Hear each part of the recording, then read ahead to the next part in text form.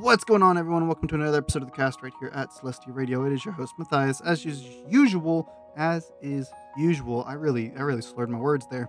You want to try again, though, Matt? No, we're rolling with it. Okay. All You know right. I roll with these things. You heard him. Nat's here. Dalet's here too. So hey, what's Hi. up, y'all? Hi. You know I What's don't up? take. You know I don't take these things back, man. I roll with them. We roll with it. Yeah, we have an editor, and he doesn't want to edit things out. So, yeah. No, it's nothing like that. It's more fun if we roll with it. I think so, anyways. All I right. mean, that's a me thing, maybe. I don't know. Dalit, opinions. What do you think? Oh no, I edited you all quite a lot actually. See, there you go. He does plenty. So what's up, Guys, Matt? I want to tell y'all something. It's terrible here. It's been in triple digits, heat, and I've been dying. I want y'all to Bro, know this. do not get me started on the fucking weather. Okay, so you guys probably know, generally, you have 3 months per season, right? Well, at least in Australia. Bro, winter only lasts for like a month and a half, if that. It's At already least you like get a month. It's so We get a week. It's so fucking hot here, and it's still winter technically. And I'm just like, bro, I'm dying here. Help! We get like a week at best of winter, and then Oh my everything God. else is almost summer and not quite summer, and then just summer. Like it's just Like, terrible. like, Damn. okay. So today is actually pretty good. This is very nice weather right now. But like, it was only like a couple of weeks ago where I'm just like, I literally cannot be in my winter clothes no more. I have to get out of them because it's just too fucking hot. Yeah, no heat. Heat is awful. I'm moving somewhere cold. That's the plan. But Hey, then Straight to Vermont. maybe just anywhere that it's who was it? I think Aqua said this to me the other day when I mentioned it, because I was like, man, maybe I should just move to Canada. And he's like, it gets hot in Canada too. And I'm like, yeah, but it's not 24/7. I get a It's true. reprieve at some point. There's no That's fair. reprieve here. I mean, to be fair, in all of this, I'm surprised. I live in California, and it's been nice to you. It does feel like we're Ooh. finally moving towards autumn. And I gotta tell you guys Hey. something. I fucking love autumn. Yeah, Autumn's so autumn is good. great.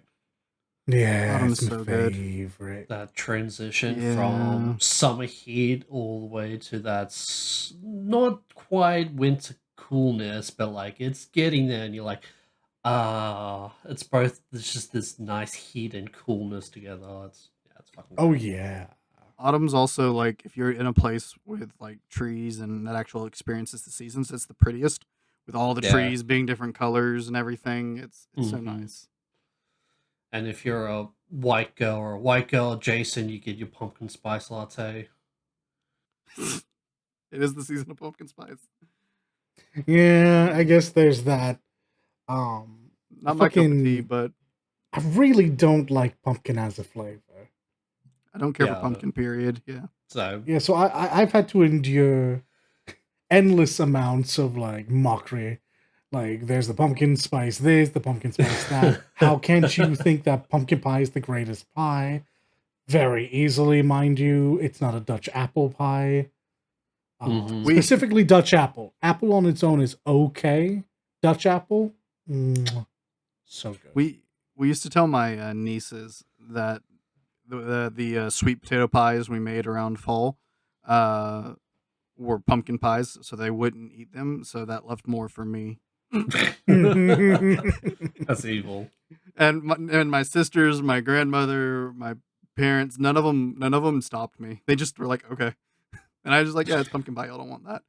And I enjoyed all that sweet potato pie. It was so good. Evil. Yeah, I'm pretty awful. Uh, so aside from dying in 100-degree weather, semi-appropriate because new region released in Genshin, and I've been poking at it, and we decided I should share my first impressions. Yes. Yep. So as of this recording, it's not even been a full 48 hours since version 5.0 of Genshin Impact went live, and we have gotten the nation of Natlin added to the game. And Natlin is the nation of fire, the Pyro Archon's domain. Yeah. I have some thoughts. So can I start with this? And that's like there's been some like retconning going on here, like straight out the gate, going right into this. There was some retconning. Oh yeah, it's Um, fun. Opening your game up with a retcon, lovely. so the first thing that was retconned right out the gate is Natlin's location. Because now, to be fair, this little piece of lore here wasn't something. I don't think it was in the game itself. It was if you read the comic that they released of Genshin Impact prior to release, like one of their like lead up to 1.0 launch like hype campaign things. Is they did a little mini comic series thing. You can get it on you can read it on Webtoons. It's pretty good. It has a nice little bit of lore building.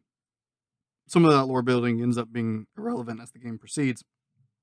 But this one little bit of lore building in there was is something that everybody's kind of stood by for the most part, and is now apparently been officially retconned. There was also, I think, way back at 1.0, there was a like data mined or leaked uh, what the full map would eventually look like, kind of thing, and Mhm. that, I mean, obviously that's not a lot to go off of. That's always subject to change because it's not actually Yeah. built. Yeah, I'm But it happy was to the hear you say actual that. but it was the Important actual to remember that. yeah. It was the actual stated information that's kind of the weird thing. But again, it wasn't in the game per se as far as I know. Maybe it was in like one of the side quest dialogues and I don't remember it because even though some of the side quests have really interesting bits to it, the dialogue ends up being very forgettable. It's just the big things you learn from it that usually stick. Mhm. Um, but originally, Natlin was supposed to be like to the to like the east of Fontaine, north of Mondstadt. So that was because popular 1.0 character and is still fairly liked character, I guess. Diluc, his ancestors, I can't remember the name, but like one of his ancestors was a prominent figure in that first couple chapters of that mini comic series. But it's the people, the family in Mondstadt have the bright red hair that Mhm. Diluc has. Um, they were known as the children of Murata, blessed like a tribe of people blessed by the original Pyro Archon Murata, um, or descendant or blessed. I don't remember which way it was worded, but they had something to do with the original Pyro Archon Murata, and then a portion of that tribe, that family, migrated south into Mondstadt during I think it was like during the Cataclysm or during the Archon War or something like that. I don't remember. Um, and that's why that family is there and they have that title of Children of Murata or whatever. So the implication was always that Natlin was somewhere north of Mondstadt for them to migrate down. Sure. Mhm. Well, now they moved Natlin to, if Fontaine is to the east of the desert at in Sumeru, now Natlin's to the west. So if that little piece of lore is that Diluc traces his ancestors to somewhere in Natlin is still canon, that means instead of migrating down, they just migrated through a desert across like a bunch of mountains and then into Mondstadt. Like it wasn't Travel just a halfway down. across the fucking world, essentially. Yeah, they migrated more east than south. Um, so I Yeah, mean, that doesn't sound good in terms of storytelling. I'm just gonna be real with you on that. Well, I mean, it might actually. Would you settle down in a desert if you came from a place with decent water? yeah, Natlin's very pretty, and like I would not have settled in the desert. Now, But granted, they probably would have ended up in the other bit of Sumeru, but that's neither here nor there. well, that is, they would still end up having to go through either the jungle of Sumeru, which again, jungle may not be your preferred thing because The jungle's very thick, dangerous, very, very Humid. different from very different. Well, I'm not so sure on the humid side of things from what they're coming from, but very different True. from what you're used to. It's kind of an extreme to an extreme, but in a different sense, like the desert to the jungle. But Right. they would have ended up coming through Fontaine, which Fontaine's pretty nice. Not gonna lie, don't don't really see why you wouldn't choose to stay there. Yeah, there's a lot of water, but I mean, it's still really nice. Like Fontaine was really nice, or or passing through Leeway, and Leeway's Leeway's very similar to home, so it would have because whereas uh, Natlan's very like a lot of mesas, Leeway's a lot of mountains, but I mean, there's a lot of similarities in that, so it would have felt very familiar. So that would have made it just kind of feels like going from Natlin to Mondstadt, passing through any which route you took.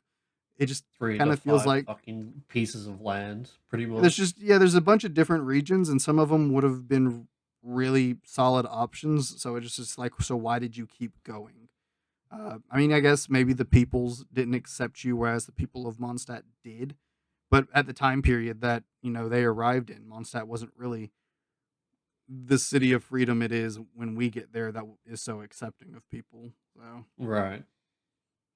So yeah, it's kind of a none of it really adds up as much. So I don't know. Maybe they just canned all of that altogether. Um, the so yeah, the location is one thing that was like retconned right off the bat. But like I said, there was the like leaked data mined full map, and again, that's all subject to change. But it doesn't help anything that every region released up to this point so far matched that map more or less to a T. It wasn't a perfect one for one, but the general shape and design was all the same. So it was kind Right. so it was kind of a, well, we have no real reason to think they're, lying to us. Uh or no real reason to think that that's not going to be the case. So it was very off-putting when I loaded up Genshin for the first time in months. Opened it up and I was like, all right, let me open up my map and look where Natlin is. And I went directly where I thought it was going to be, and I'm like, there's nothing there.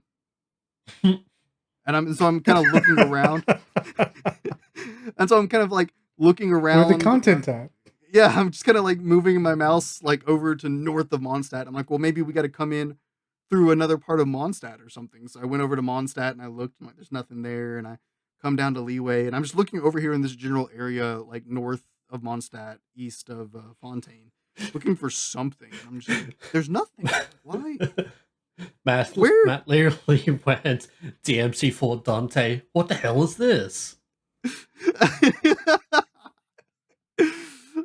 um, and I'm just like, what's going on? And then I'm sitting here thinking, I'm like, okay, is it one of those situations where I'm like, did they make Natlin its own map? I'm like, no way. They wouldn't just suddenly take one of the main regions and put it on its own map. That would be weird. I'm sitting here like, no.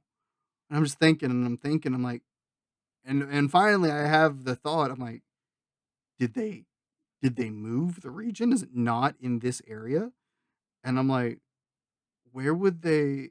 And I'm like, if it's anywhere else, it's got to be the other side of the desert, right? Because it there's nowhere else to put it, because everything like south of the desert, we know what's there. We've seen it. It's I mean, outside of the jungle and Leeway and all that, it's mostly the ocean. So it's like we've seen that. So it's got to be there if they moved it. And sure enough, I look over to the other side of the desert, reminded that the desert is freaking massive. Like, this is a huge desert. Like, I feel like 90% of the Tavat continent is desert now. I'm like almost certain at this point. Uh, but I look over, and sure enough, there's again the way they did this mapping, Genshin and their mapping, fantastic. You have this little narrow like passageway on the like far west side of the desert, uh, that's blocked, like that's in that is not out of bounds marked, just a little narrow passageway into the now big region of Natlin. And it's just like, okay, it's not a seamless merge the two regions together like they did with Sumeru and Leeway. It's literally just a little narrow passage. So you go all the way over to this side of the desert. I keep saying it's like west of the desert. It's kind of like a northwester more than straight west, but Right. um but you go over here to this desert, you get like a little, I don't want to call it a mountain, but it's just like a large rock outcropping kind of thing.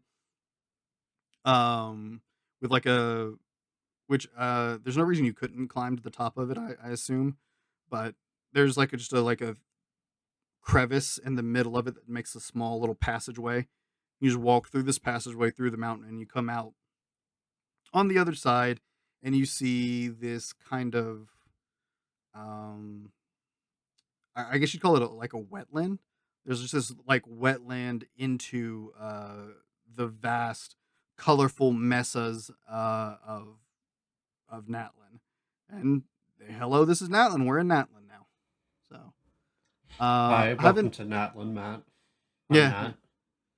yeah, it's you've got a whole region named after you there, Nat. Yeah. Yeah. So it coming into this region, I'm a little, so I know going into the previews and everything they were showing off for Natlin, there was nothing exciting me about it.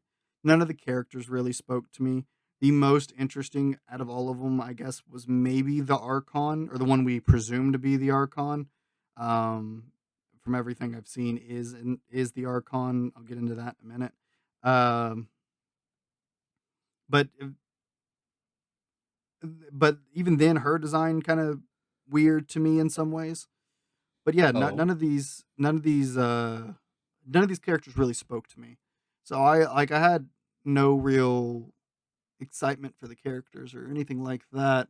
But going into it, I'm seeing all of this, and so I get into Natlin, and like I come through that cave, and I'm looking out at it, and I'm like, okay, this is pretty. Like honestly, this is a very pretty zone. It's very colorful. It's very vertical, which is something they were going for here. Um, because they've introduced a few different ways of like traversal or whatever. But yeah, I was just like, okay, this is interesting. It, I said it in a different in a Discord, and then I shared a screenshot of what I said to you guys. But it's got this whole like Native American, South American, African vibe, as well as modern like hip hop, all kind of smashed together, and that's kind of this blended culture thing we got going on. Mhm. Right. It's a lot, and it's very like, as far as like looking at it, like, because I've always, they've blended different like real life cultures into some of the zones before, Yeah. um, because like Fontaine was a little bit of French, Spanish, and Italian, kind of all together. It was just a general Hmm. European vibe instead of Yeah. one general like nation. It It's was, not just I it's think, not just French, the yeah, city. It's like a bunch of other I cultures think it just meshed was, together. I think it was predominantly French, but there was definitely other bits of it kind of Yeah. put in there, and I think the same can be said for Sumeru as well, because you had the desert like region and cultures, and then you have the jungle region and cultures and whatnot. But this one is just like I use all of those descriptors, the Native American, South American, African, because it's just a very tribal aesthetic. And those are, when I think tribal, those are, some of the three regions that really come to mind. I think Right. Native American, uh, tribes, and I think, South American, Aztec, all of that kind of stuff. And then African tribal things as Hmm. well. Like, so I mean, I couldn't like pinpoint which ones they're going for exactly in that whole tribal thing, but it's a very tribal feel. A lot of the naming feels very South American. So I think if anything, they're probably leaning towards that one. But also, I'm like, I don't my my real world uh, is it my real world geography isn't super up to date, and I couldn't remember if there were any like huge mesa like terrains in South America.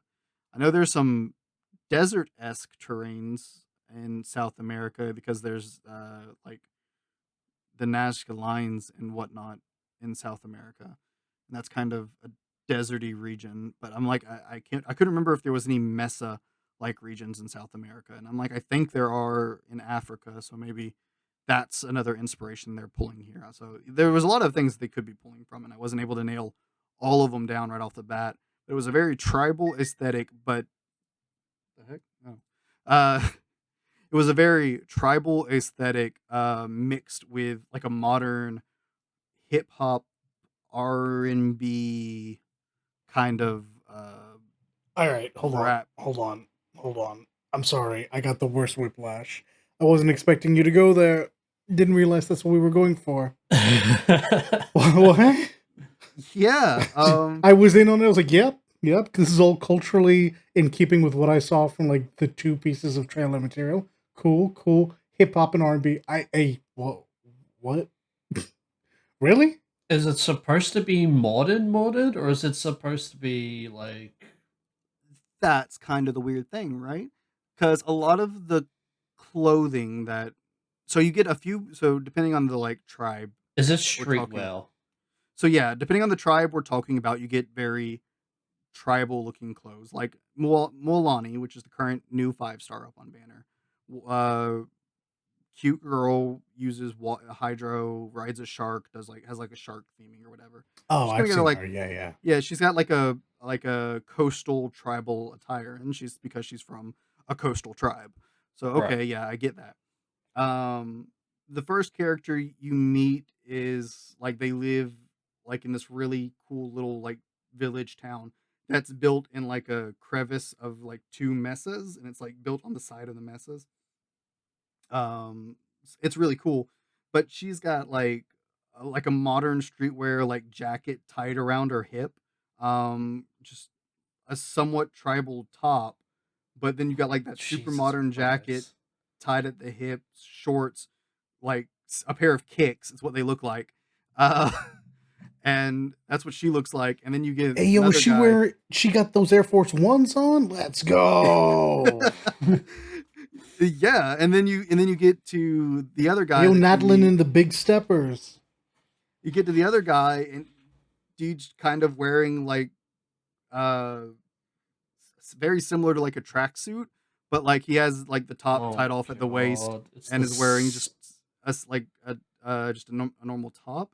And then some of the NPC wear looks very modern esque, like not like quite modern, but it definitely it's like take that like that R&B hip hop style clothing, but Streetwear. like Yeah. yeah, that streetwear, but like dial it back and make it a little bit more fantasy esque with a splash of like tribal design, like Right. or like culture to it, and it's kind of like you can see that inspiration in some of the clothing because of the Right. way they wear it or the way it kind of looks.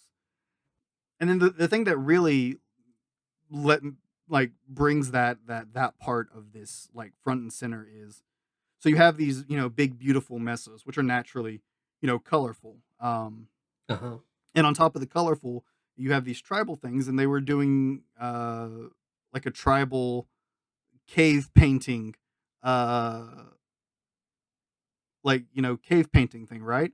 And you'll see it on the side of mesas or like in the caves and stuff. All of the cave paintings look like graffiti. That's the style the cave paintings are in, or in like graffiti art. Uh. Um, Interesting choices being So. made here. so just walking through Natlan, this beautiful mesa scenery, and then you have this colorful graffiti style cave painting all over the place on the sides of it, and it's just like, uh, okay. Then you have as soon as you come into that first town, in like city or not city, but town area in Natlan, you go up and like over a bridge, and they have a stage, and there's people like performing. One of the guys performing is literally doing breakdancing up on the stage, and the music has like a tribal music, but with like a beatboxing hip hop like mix going on every now and then. Like it's just like the music almost sounds like it's supposed to be in ZZZ, and I'm hearing it over here in Natlin a little bit. I don't know how to approach this. I have like three thoughts on this. Either this is going to be really well done and kind of cool, or it's going to just who is this even for? That's what I'm B, also thinking. I very much do not trust MiHoYo to do this. This feels like I don't know about this one, but okay, you know. You know what? I'm just gonna say it. It feels like this Steve Buscemi, hello, what was it? Hello, young. What was it? Hello, fellow kids. Yeah, hello, fellow kids. But it feels like hello, fellow black people. It's like, okay. Yeah, no, like, and it does. Except I think there was an idea here that could have really worked better.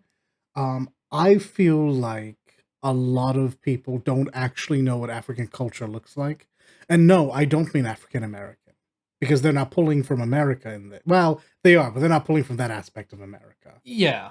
They're like So Africa. I'm gonna make this a little worse for them because good, great. In that first zone, that first like area where you meet your first character, and it's one of those 6 tribes that make up Natlan's 6 tribes, and you get to meet the chief in there while you're there.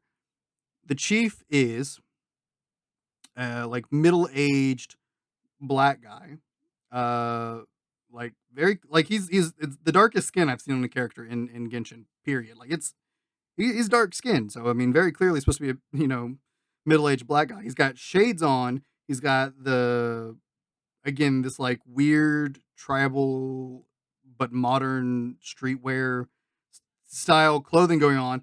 He's got this weird little goatee going on with an afro, and he has some combs stuck in the afro. And I was just sitting here like, oh, this is a design choice. Okay. No, people? I mean it seems like they're really leaning into it. I will retract my previous statement, in that, all right, they don't give a shit about Africa. This is very specifically an America thing. So, I mean, I guess that's fine. I really don't love the idea of MiHoYo tackling black people, especially because they don't put any of us in the game. Like, and I understand. I hear you. They're changing that with this region, so yeah, we'll but see. It's just weird because it's like 2 different styles trying to mesh together. You got like the tribalistic stuff, and then you've just got the modern stuff, and like you're trying to work those 2 together, and it's just like it's really. I don't think there's anything inherently wrong with that. I think there's nothing wrong with it, but like I don't know. I just like it just fucks with me when Matt says, "Oh yeah, they're in streetwear, but they're also wearing tribal stuff at the exact same time," and I'm just like, I'm trying to think that, but it doesn't. Mesh I think it's fine. I think it's fine. We actually see a lot of this. We see this a whole lot. It's just usually not with indigenous or African style stuff. It's usually with Japanese style stuff, Asian tech wear, and all that. We see it all the time. My issue with this literally just comes down to they've never thrown us a bone before. It's weird to see them do it now. And honestly, my issue isn't even really that so much as this is suddenly a choice. Like, if this aesthetic had actually perpetuated throughout the game, if Inazuma did have sections where they did try to modernize, because even the most fashionable person from Inazuma still is, like, fashion-wise, super culturally distinct. Like, she's going very of the period they're trying to get to. It's not fusion wear. We don't see it in Mondstadt. We didn't see it in Liyue. We didn't see it in Inazuma. Maybe Fontaine did. They're big fashionable in Europe. So Fontaine was very, I don't want to say like full Victorian, but more like fantasy Victorian. is how I would design theirs. Would describe theirs for the most part. I wouldn't call it modern. Maybe the most modern thing about theirs was some of the suits that some NPCs wore felt Yeah, okay. Right. modern. But yeah, this is my point. They've chosen to do this because, and this is, whilst being a guess, I feel like I'm pretty right on this. They have no idea how else to depict black people. Because they clearly knew how to depict indigenous people. They researched Mesoamerican and South American cultures, and a lot of the characters have that appearance. And I thought that they were referencing African, but clearly it's mostly Mesoamerica and South America with Black American influence, which is really just to say urban. But if you say that, it's because black people were rocking it. Like, that's just what it is. Yeah. So this is just like a really weird choice, and it's because they hadn't done it before. If they like drip fed us some fashion forward people, maybe this would be less weird. And for me, it just comes off as, yeah, look, we said we were going to be dealing with people of color, specifically black and brown people. Yeah, specifically black and brown people. We don't really know how to do that, so we're just going to go with what we see around us today. And it's going to be a bit jarring, but maybe going forward they'll be able to better That's the perfect work that out. For it. And I'm being very kind when I say this, I think. Yeah. It's so it's not necessarily mixing the like Mesoamerican tribal all of that with the like modern urban thing that's necessarily wrong or like bad or anything like that. Like, because I'm sitting here looking at it and I'm like, it doesn't look bad. It's not that it's bad. It's just it feels very out of place. It's a lot to take in at once because there's no precedent for it anywhere. We haven't seen anything like it in the game yet. And it's like something Nat said is I can't remember exactly what he said, but what I was going to say is we've seen something similar to this in other fiction works before, like maybe not necessarily games, but in I think some like anime or cartoon thing or animated things, or even maybe even some I think like live action stuff and books and things like that. You've seen similar things like this before in other works of fiction out there, and it works and it does well. It's I think part of what's making it so jarring here is just that it's a lot and it's very different and it's all coming at once, coming into this new region, and you're not seeing it any of it prior or really had any precedence for it as well. Is that there's just like you don't have experience dealing with that culture in previous updates. It's just all this like new ideas just bang right from the start, and then you just gotta be like, whoa, okay. Just we were talking about this before the podcast started. We were talking about how like this is not a company. This is not a country, a nation that is removed from the trade. Like people of various nations visit them all the time. So it's weird that we're not seeing more of an influence in the game prior to this. Whereas Inazuma, that was completely cut off, talked about pretty frequently after, I would say. After starting Leeway. So I was gonna bring this up when I get into some of the other things, but I'll say it here. This is kind of one of the things. Like honestly, there's been very little. There's like next to none to very little talk or mention of Natlin, of all of them, of all of the regions of Tavat whatsoever in the entirety of the game thus far. It has the least amount of things talked about it prior to this patch than of all 7 regions. You know, we've visited, 4, 5 of them, I guess, at this point, prior to Natlin. But we still have a lot of information on Snezhnaya, even though we've never been there because we're constantly. Oh God, what a great call! I didn't even think about it. Yeah, we're nowhere near Snezhnaya yet. Well, and like we're constantly dealing with Snezhnaya, so it's like we know a decent bit about Snezhnaya. And like even before going to Inazuma, we knew a bit about Inazuma. Before going to Sumeru, we knew a bit about Sumeru because we met people. And before going to Fontaine, well before going to Fontaine, we knew a lot about Fontaine, to be honest, because we kept running into people from Fontaine. We ran into people from Sumeru before ever going to Sumeru. We ran into a few people from Inazuma before going to Inazuma. Yeah, you have experience and expectation before going into the big patch, but it seems to me that you players did not have any, and now it's just like, hey, we're here. It's like, okay, well. So yeah, the very start of this story quest. This quest starts at the edge of Fontaine. Basically, you're leaving Fontaine. Your friends from Fontaine are coming to tell you bye. And you, like, Paimon has this like realization. She's just like, huh, we've never met anybody from Natlan, have we? Wonder why that is. Are there actually people that live in Natlan? Even the fucking devs are acknowledging it. Jesus. Yeah, they're like, and Paimon's like, are there actually people that live in Natlan? Do people live there?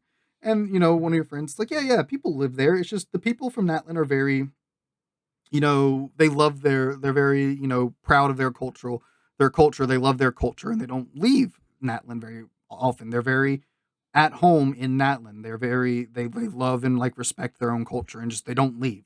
People born in Natlan just don't generally leave Natlan because they're like Vieras. They're very at home where they are and ingrained in their culture. Yeah, it is an interesting comparison. Yeah. But yeah, so they're like, so people just don't leave. And then so, you think, oh, okay. So, I mean, I guess that explains a little bit. But they immediately follow that up with, but people go there all the time. Like merchants go there, travelers go there, adventurers go there. And then it's Navia saying this. And she's like, yeah, a couple members of the Spina went there on like vacation a couple years ago. They have these beautiful like gems you can buy. And she's like, I want to go and get some to make jewelry out of. And it's just like, okay. So, if, realistically, if people are traveling in and out of Natlan, merchants and visitors, and immediately when you get into Natlan, you're also confronted with, oh, hey, you're outsiders. Nice to meet you. Welcome to Natlan. We love visitors. It's like, oh, okay. So they're very friendly. It's nothing like that. But it's like, if people have been going in and out of this country and, region and doing trade and whatnot, some pieces of its culture, pieces of its culture, like tourists or whatever, would probably bring something back because as a memento, or they liked it, or if they have any interest in fashion, they'd be like, oh, I find this fashion interesting. Let me bring a little bit of it out with me. So you would meet somebody.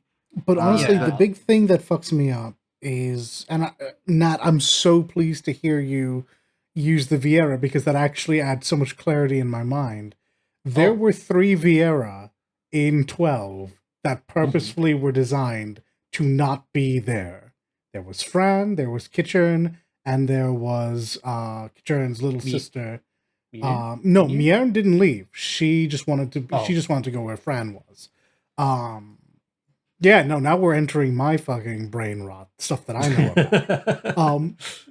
This is great because it prepares you for what you see. But then again, 12 also has the advantage of showing off Vieira in the very beginning.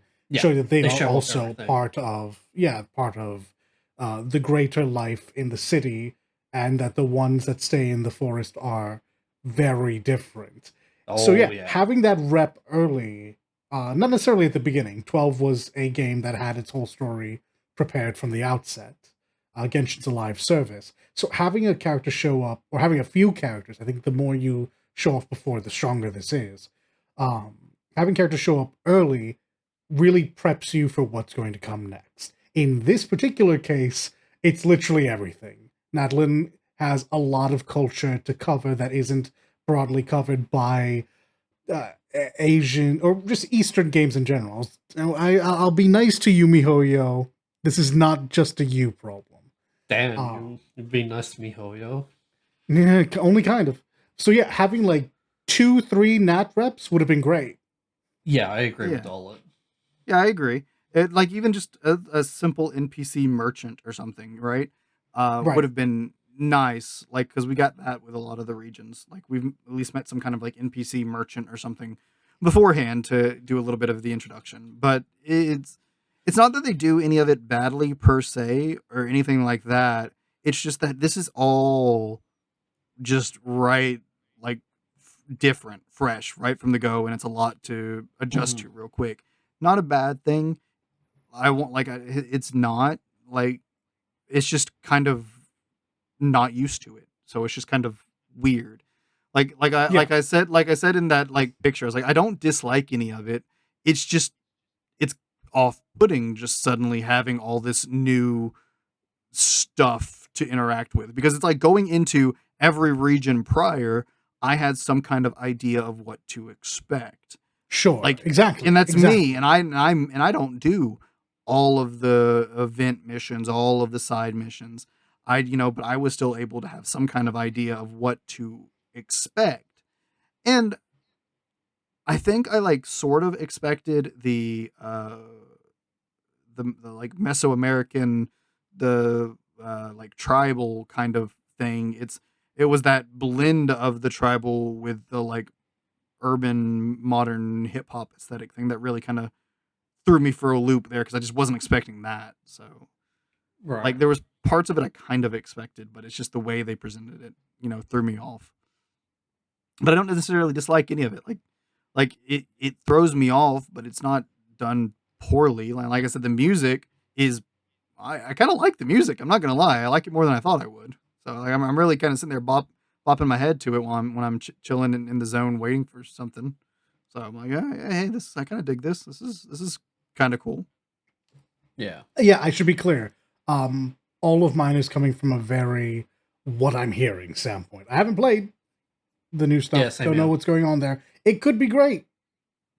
I just, on paper, have quips and hang-ups.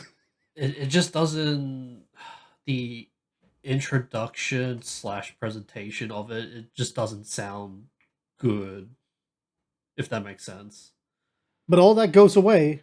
All of that goes away when I see more of it, and if it's handled well. So Yeah. Yeah, Yeah. yeah, yeah. But like, yeah, it's just the introduction stuff, which is like the, well, okay. Yep. So It's yeah, that. moving past that, I guess. So they introduced, like I said, the new region. Get there, it's beautiful. Like it is very pretty to look at.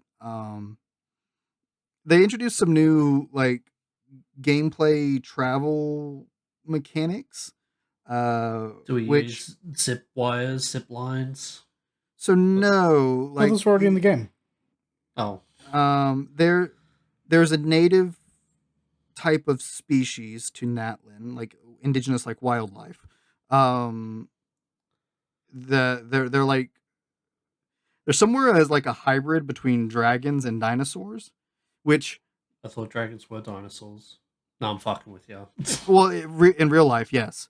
Yeah. But in this setting, I'm trying to wrap my head around that, because we know already dragons in Genshin are very close to Vishaps. Uh, but these Saurians, or what they're called, are different from Vishaps, because Vishaps are technically elemental creatures, whereas the Saurians are like like like actual like living mammal. No, I guess they're not mammals. I guess they'd be lizards, but living creatures. They're not Reptilian? elemental. Yeah, they're not elemental in nature like Vishaps are. And the dragons of Tavat of Genshin are elemental in nature.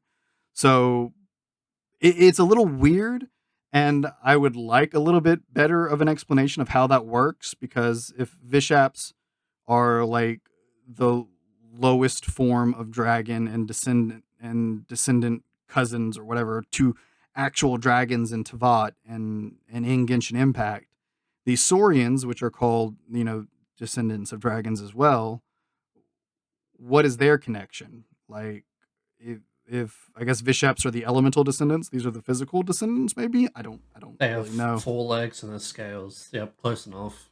So I mean, I like that. That's kind of weird, Or because 4 limbs, I should say.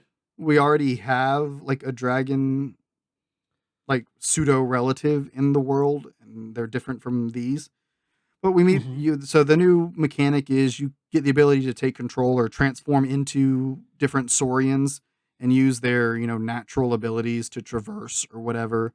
Like one of them, is I can't remember the lizard, like a gecko or whatever that has like the really long tongue that they can flip out like and stick onto something. They have one of those, and you can use that to kind of like jump around from points to travel fast. One of them are native. Are Yeah, one of them are like native like tunnelers, so you can use them to tunnel underground and speed up like the side of mountains by like tunneling in the ground of the mountain or whatever. Got some that are really fast swimmers. All these different things. You can like transform, take control of them or whatever. Like the gameplay side of that feels very like good. It feels fun. It's very fluid. I enjoy it. The like story lore reason of why we can suddenly take over, transform into these things. Yeah, I'm not really seeing how that works so far. It just kind of feels shoehorned in there for a new traversal mechanic, but whatever. Yeah, that's a thing. And then so yeah, that like I said, I haven't really got to do much. I've played with the new mechanic a little bit. I've done a very little bit of exploring. I've mostly spent my time playing, just focusing on the story.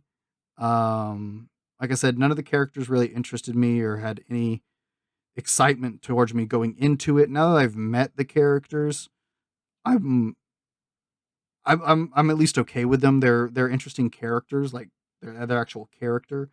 Like Mualani's a very, cute, endearing character. She's very kind, kind of energetic. I like her. Is she your little sister type character? No. Oh.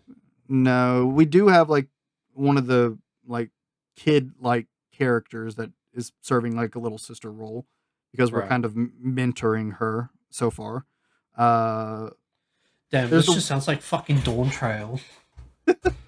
There's some good comparisons here to be made. I'm not gonna lie. I won't lie to you, Matthew. You posted that thing in chat, and for like 1, 2, 3, like 5 or 6 lines, I was like, "Oh, I guess Matt really isn't feeling Dawn Trail, or wasn't feeling Dawn Trail." And then who was it? You listed the character, and I was like, "Kazuha." I was like, "Hey, wait a second. Okay, I see what's happening here." I didn't even realize that until you said that, and then I looked at it, and I'm like, "Oh shoot, yeah, this does sound a lot like Dawn Trail, doesn't it?" Bro, you need to. The title of this episode needs to be called Genshin Impact Dawn Trail. maybe I will. Yeah, because the 5.0 banners, like the first half is Mualani. Is it also gold, blue and gold. Is Mualani and Kazuha are the two rate up characters, and the second half will be his name is like Kitchdil or something like that. One of the other new characters, and the Raiden Shogun are the two characters on the second half. Wait, Raiden Shogun? Yeah, Raiden Shogun is getting a rerun banner at in like 3 weeks. And now Nat's in. I mean, if you want to log in and gems. I'll say, right now there's a bunch of free gems just being handed to you. So, I think Friday they start doing a login reward that gives you a 10 pull for free if you get all 7 days. There's a lot of gems just being given. There's I'll talk about like just some of the free nice things they're doing in a bit. But yeah, so yeah, I'm summoning on Kazuha right now because I'm on guaranteed, and I'm just like, I feel like I would be dumb not to get Kazuha while I have the opportunity to try and get him, because he's only been the most broken character in the game since he came out back during 1.6. We're at 5.0. He's still the most used character in the game, still super powerful. Damn, how the fuck do they make a character like that? Because usually... because Animo is just really good support, and he's just really good at it. Yeah, that's fair. He's a really good character. He's a really popular character, character-wise too. Matt, you know this because all three of you know, all three of us know this because we played. Is there a ghost in the room with us right now? It's just the voices in my head. Fair. Usually characters, even though they're still good, they generally get power leveled out of the wazoo by like newer characters. So it's interesting how he's still relevant after So this I'm gonna long. let you in on a little secret as to why this is all bullshit and power creep is probably easier to deal with than is often talked about. If you make a character's core concept good, you can really only ever have parallel progression. Yeah. Like Kazuha was made as a S tier 5-star, 6-star, 5-star in 5-star, Genshin, right? 5-star. 5-star 5-star. character. So he was designed to be what's the word I'm looking for? To be attractive. It's not the word I'm looking for, but to be like attractive to players who want a strong unit. Yeah. He's not like artificially like given a crutch to rely on. His whole core conceit is super solid. And it kind of had to be because he's on a, all things considered, weak solo element. Great element with a group, but really weak solo element. Yeah. We're just so used to them being handicapped because they need to be weak and they need to sell characters later on. Yeah. This should be the standard. I think one of the big things about Kazuha is the fact that, like, generally, like, whatever core concept they end up setting the Archon of that element on, the Archon ends up being equal to the best character as at that concept, or, you know, the only best character of that element at that concept, or whatever it is, right? Because, you know, Zhongli is still, like, the best Geo support, right? So it's like, but Kazuha just blows Venti out of the water, no pun intended. Like, he does anything and everything. Well, Venti could Venti's do the better. one that blows, but yeah, go on. Okay, listen. Hey, 5 to edit this. So, but anyway, so I'm just like, okay, well, Kazuha's up on banner. I was going to wait for the Archon, but I would be dumb not to summon for Kazuha. So I'm going to summon for Kazuha and hopefully get up to guaranteed and hit that. With all the freebies they're giving me, yeah, I'm probably going to make it to guaranteed. So I'm not too worried about it. Because I'm already done 4 multis out of 9. And that's not even counting the free 10 pool that that login hasn't even started and doesn't start for another day and a half, 2 days or something like that. And then I still have the entire region to explore and the 2 story acts that are in 0.0. Like, I'm not too worried about hitting that hard pity there. So I'm probably going to have Kazuha finally, you know, 4 years later. And thankfully it looks like the Archon, if that is what she is, isn't going to be releasing until 5.2 at least, because we already got the drip market for 5.1. It's not the person we believe to be the Pyro Archon. Heck, it's a Geo character, so it's definitely not the Pyro Archon. So I'm just like, okay, well, at least gives me a whole patch and a half to save anything and everything I get for the Archon. So that's I'll take that. I feel pretty safe summoning for Kazuha now. Not to mention they technically improved the gacha rates. Technically.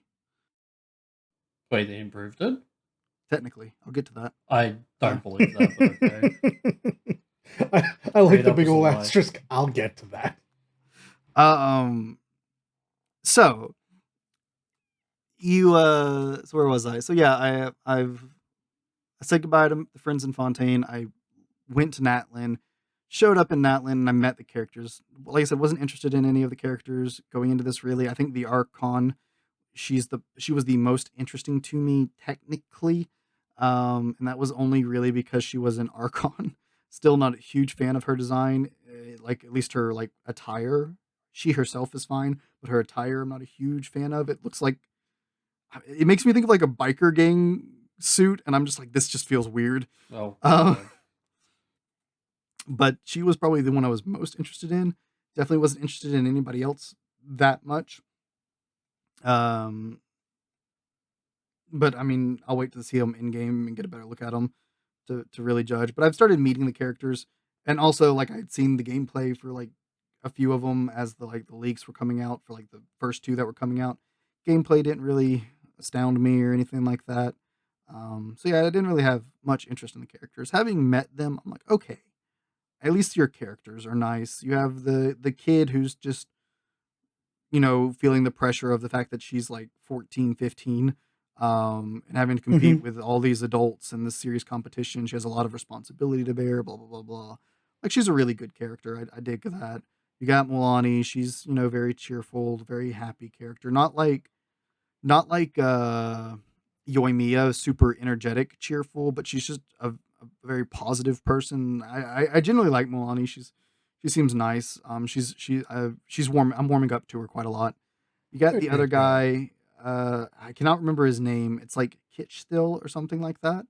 Um, at first, like I out of all three of their gameplay, when I saw it, his was like, again, doesn't feel very like it, there were things about him that I'm like, man, this really doesn't. This feels weird in Genshin Impact and in Natlin at that. Maybe if I was in Sumeru and I saw this, I could give this a pass. But the fact that I'm in Natlin and seeing this, I'm kind of like, this is weird. But I digress. I was just like, okay, not feeling you, not sure. Having met the guy, not the character archetype I was really expecting. He's a very relaxed, kind of mellow, chill, but very, you know, friendly, but like just kind of reserved and friendly and chill. And I wasn't expecting that. I kind of was expecting him to be similar to maybe like Sino in that he's like chooses his words carefully, doesn't speak a whole lot, or just kind of standoffish, kind of edgy character was kind of something I was thinking. But no, he's just a pretty chill dude you know, who is friendly. And I'm just like, oh, well, it's kind of a refreshing character. So I'm like, all right, I kind of dig you as a character. So yeah, I'm like, all right. So at least I'm warming up to the characters, like having met them. So I'm like, okay, that's cool. But so yeah, I showed up in Natlin. I did a little bit of exploring. I basically walked to what I again, it's not really a city. It's a giant coliseum, but it's where the blacksmith, the adventurers guild, the inn, and all of those things that are usually in the big regional city are all at this coliseum. So Okay. I basically walked there, um, got a little bit of story, and then I got to the point where it gave me the Final Fantasy 14 of a lot of things are about to happen at once and you'll be temporarily locked out, etc., etc., etc. Please set aside a time to do this before you do it. And I was like, oh well, I don't really have time to do that right now. I'll come back to it. And that's as far as I made it. So I haven't really touched the story too much. None of it's been bad per se. I mean, I'm not gonna lie, it's gonna be very, very hard to beat the last two. Sumeru True. and For you Fontaine anyway, were yeah. in yeah, Sumeru and Fontaine were incredible. Um, it could be better than Inazuma, maybe. We'll see. Uh, like I don't think it's not gonna be worse than Mondstadt. I'm sorry. I don't see how it could possibly be worse than Mondstadt. And I don't really see how it could possibly be worse than Leeway, and I don't even think Leeway was that bad. I just think it wasn't paced greatly, and it's just very early in the game. So we'll see. Um, but it was in the process of all of this little bit of story that I've done that I got the second thing that was kind of a retcon, and maybe Oh. it's not a retcon. Like it's hard to say. And but they said because we're looking to meet the archons. That's one of our big things for going to each nation. So we mentioned, hey, we want to meet the Pyro Archon. Will we be able to meet them if we go there or whatever? And they're like, yeah, definitely. Pyro Archon is the leader of our nation, etc. and so forth. Um, Actually, this whole contest that's going down right now in the country is how we decide the new Pyro Archon. We do have it every couple years. And it's like, wait, hold on. You have this every couple years and it decides the Pyro Archon? So your Archon changes regularly? And they're like, yeah, I mean, our Archon's human. They age just like a normal person. they change with, whoever wins the contest is the next Pyro Archon. It's just like, hold up, the changing of Archons is kind of a big deal. It has always, up to this point in Genshin Impact, been stated as a big deal when the Archon changes from Archon to Archon. Like, that was the big thing with A taking over for her sister. It was the big thing with Nahida taking over from Rukkhadevata. With Farina taking over from, I can't remember her name before her. Like, it's always a big deal with the changing of an Archon. Question. Like, that's a massive thing. Yeah. Is there a possibility that them doing this whole switcheroo with the Archon is just simply a title thing, and then the real Archon is actually either hiding or dead? So that's exceptionally realistic. That is the thought process I'm having right now. I'll explain my theory in a sec. But yeah, that was this game, by the way, people. I just play video games. Yeah. And so I was like, that's a pretty big deal if the Archon changes, regularly, like you make it sound like it does. Maybe not a huge deal because it's normal cultural things, but it feels like it's significant enough that someone somewhere would have mentioned this before. We have talked to some of the most knowledgeable people in the world of Teyvat multiple times at this point, including Zhongli and Neuvillette and, like Yai Miko. Like, all super knowledgeable people. Freaking Nahida. Like, we've talked to super knowledgeable people, and nobody has ever mentioned, oh yeah, the Pyro Archon changes regularly. They're different. Like, I'm fine with them being different. I don't mind this story beat or whatever. It's just like, you've always made the changing of Archons a super big deal, and then you introduce a place where, oh, this is just normal. It changes every couple years. That should have been mentioned somewhere. And you can't even use the excuse of it's a secluded nation, they don't talk about it. Yeah, because when you say tourists can fucking go into the land, because every single fucking day. So yeah, the very beginning of this quest line starts with them saying, oh yeah, there are people in Natlan. They don't leave, but people go there all the time. So it's like, okay, well, then this information still comes and goes. So this should be known. Somebody should have at least given some kind of incentive of this knowledge. There should have been a character from Natlan in Liyue that when they saw Morax die, they immediately said, okay, guys, this shouldn't be the end of the world. My Archon shifts all of the time. A new Archon will show up to replace them. Let's be reasonable. That's it. Boom, you're done. Yeah, he, she, whatever. Don't have them be in a place of power. Just have get a new one. Yeah, just have a little side content, all the stuff you just throw onto text. A random tourist you can talk to. Yeah. Yeah, exactly. I don't see what the big deal is. Our Archon shifts every 50, 60 years. Someone will fill in for them. It's this weird thing because we're constantly talking to these knowledgeable people, and we're constantly dealing with the Archons and things about the gods of Teyvat and the world and these world building things. It just feels like this little bit of information about the Pyro Archon, it should have been stated before somewhere. And it's like, even if it was as simple at the end of an Archon quest, there's always that section where you get to talk to some knowledgeable NPC from that region about the next region you're going to go to. At the end of the prologue, you can talk to Venti about Liyue. At the end of Liyue, you talk to Zhongli about Inazuma. At the end of Inazuma, you talk to Yai Miko about Sumeru. At the end of Sumeru, you talk to Nahida about Fontaine. At the end of Fontaine, we talk to Neuvillette. So it's like, hey, Neuvillette, you want to tell us something about Natlan? And the things he tells us is it's a land of dragons. Okay? I get why that's what you would say, being the dragon god of water. You also have a beef with all of the Archons. You want to give me something here? No, he has nothing. He doesn't say anything about anything like this. Wait, if this dragon has beef with all the Archons, surely this dragon knows about the constant switching of the fire Archon, right? You certainly think that, wouldn't you? Unless the real fire Archon is not there. So yeah, this is your theory isn't Well, far off from my also, own. also remember, the Archons and vice versa do not get along well. So I wouldn't be surprised if he didn't know shit because they didn't want anything to do with him. That would be far more believable if it wasn't for the fact he has inside information about all of the Archons you meet up to that point.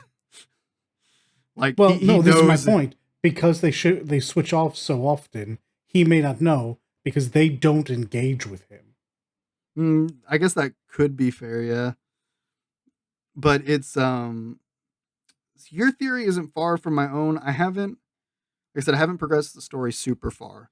The things Mhm. I have learned about Natlin is one of their cultural things is some people will inherit a name instead of when they're born and they're named, they'll inherit a name called an ancient name. So far, all of the characters that are Natlin characters are bearers of ancient names. Right. So, and the ancient names are given out by the Wayod, which is this deity-like individual that lives beneath the earth, whereas the Archon is from the sky, from Celestia. So, the Wayod is the one who gives out the ancient names. So it's like, okay, the Wayod might be the actual Archon. The Wayod could also be the Fire Dragon Sovereign, the Nouvelette equivalent. I don't know. But like that's a possible route is, that's who the actual Pyro Archon is the person giving out the ancient names. And then there's also it was like the flame of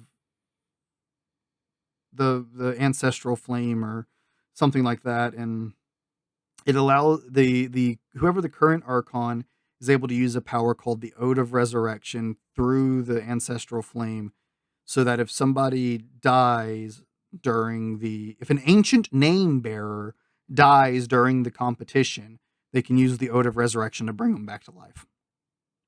And it's like, okay. What if the flame of the ancestral flame or whatever the source of the ancestral flame might actually be the Pyro Archon instead of then the individual who wears the title is the person they're just working through. Like there's The no real question is, given who the so Pyro Archon is, if they die, is the next Archon immediate and can they use that? Or are a lot of people about to be real sad again? if there's no Pyro Archon when the current one dies, yeah, This there'd is a be joke about nobody. it being Himiko. I know. Yeah, okay. I don't know what would happen. Again, yeah, that's a good question. The joke, it's a joke, but it raises a good question. Don't know yet. We'll find out.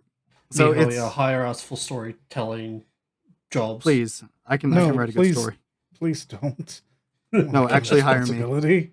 Hire Matt. No, hire me. I want to be a writer. Let me do it.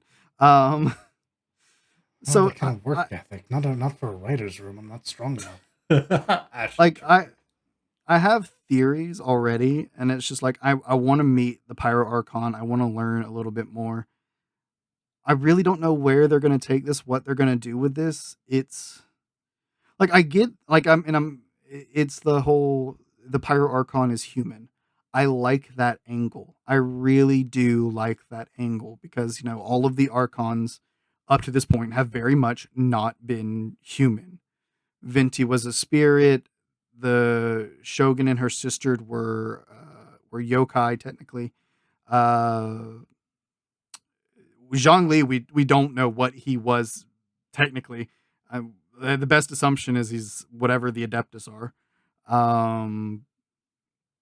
Nahida and Rukkhadevata were the equivalent of dryads, and Farina folklore was like a spirit entity, So elemental. pretty entity. much they've always been creatures and not exactly human, even though humans technically are creatures. But you know what I mean. Yeah. So they've always been, something more than human.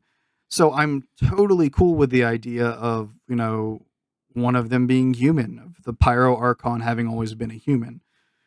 This whole flame of resurrection thing makes me wonder if being the Pyro Archon, if there's not like some kind of phoenix thing they're going to go for, and it's whoever the bearer of her name isn't just the same person resurrecting through the flame, living a life and taking back the position again, kind of thing. Just like living a new life every time, but it's the same person just doing the whole phoenix cycle of rebirth.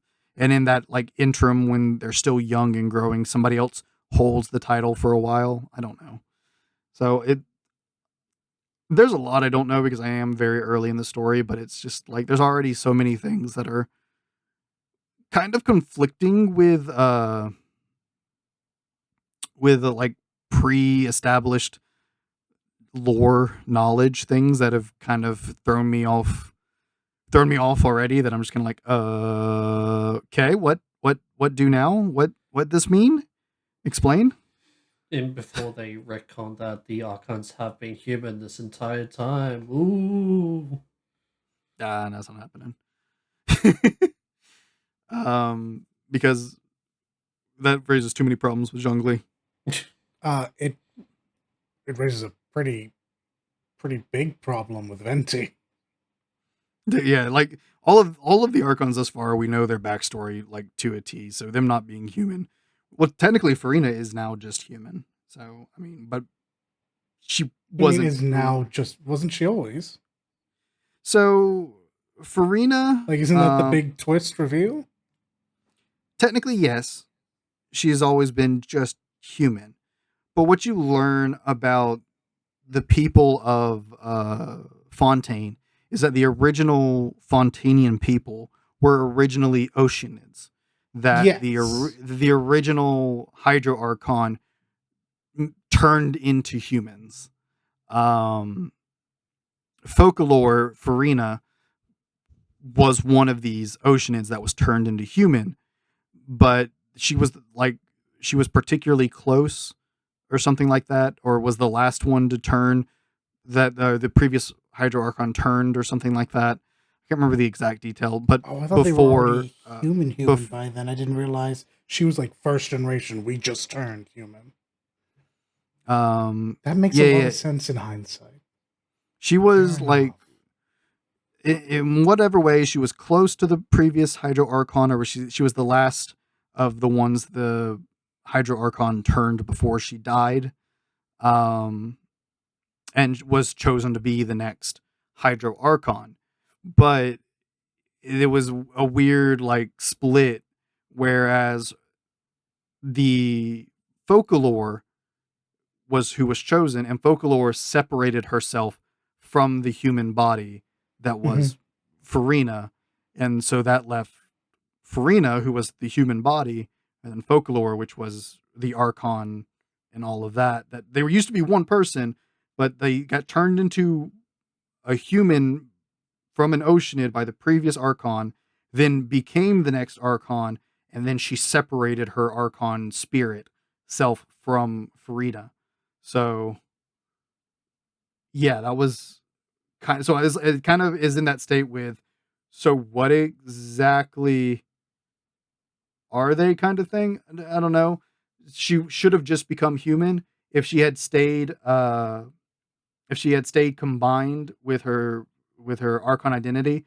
She would have been a god and not human, and would have not aged or whatever and everything. Would have been divine technically, for whatever that means in this sense. So the but even despite that, Folklore then turns to human Farina and is like, "Hey, because I'm only a spirit and can't be seen except by you, I need you to pretend to be the Archon until I tell you otherwise." And then Farina, Farina's just like, "But I'm human. I'll age." And she's like, "Don't worry, I'm going to curse you so that you don't age." Like with a curse of like immortality, a curse of unaging, which has been mentioned in the game before, so it's not unheard of. So it's like, I'm going to curse you with that so you don't age. You always look the same. So as far as everybody else is concerned, yeah, you're just a god because you won't age.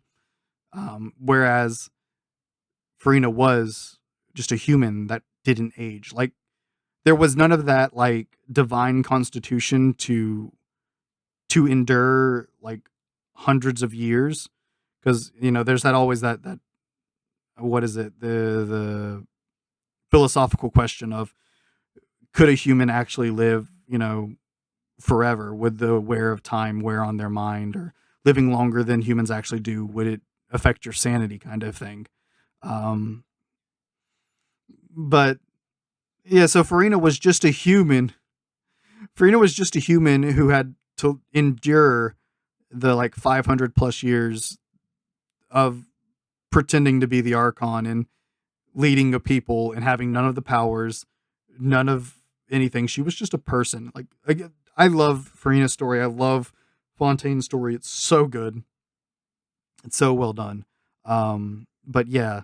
So, but it, so while Farina, yeah, was technically just a human, we didn't know that until nobody really knew that until the end of the story. We always thought she was something different. Sure. This whole concept of from the go, the Archon is just a human, ages and everything is different, and I'm okay with that. I just need a better explanation, and it's really weird that it's never been mentioned before. This Archon changes so regularly, so would have been nice to know at some point, something somewhere saying it.